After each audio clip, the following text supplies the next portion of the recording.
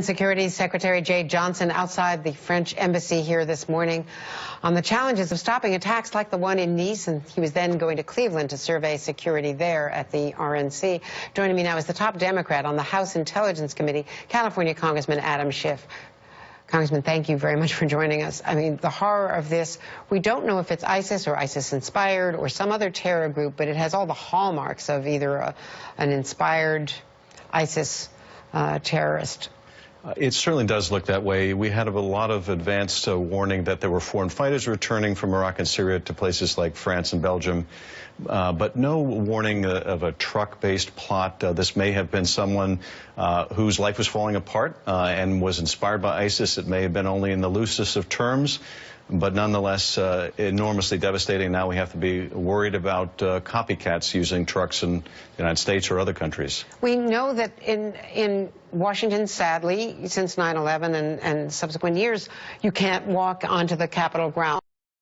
You can't drive very easily. You can't walk or drive, very close to the White House or other monuments. We have all of the protections, but what about a 19-ton truck at maximum speed racing through those boards? Well, that's very hard to stop, and it just points out the enormous vulnerabilities when you're in a big, free and open society. There's no way you can harden every target.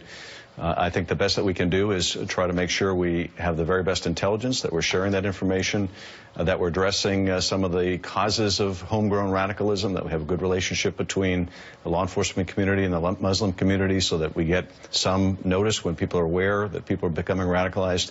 But you're never going to be able to harden every target.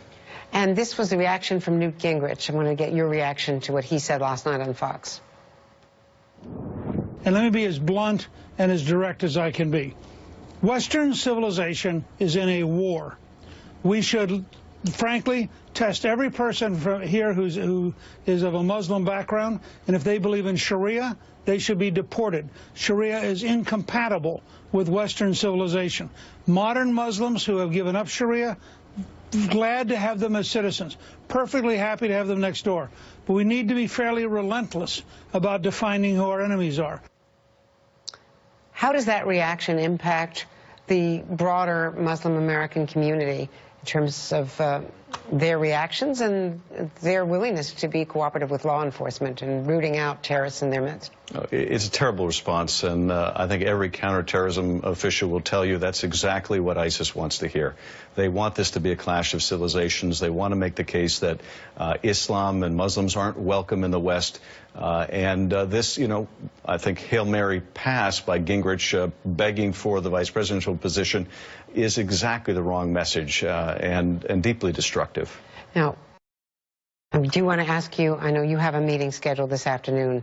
The committee has a meeting scheduled this afternoon, and there has long been a controversy over the Saudi allegations of official Saudi complicity in 9/11. There are 28 pages that are going to be declassified depending on the vote today. The Saudis have been briefing us, and we've been talking about it. What do you expect? There have been allegations from the former head of the Senate Intelligence Committee, the former Senator Graham, who has been arguing strenuously that there was official Saudi involvement and that these pages should be released. We have received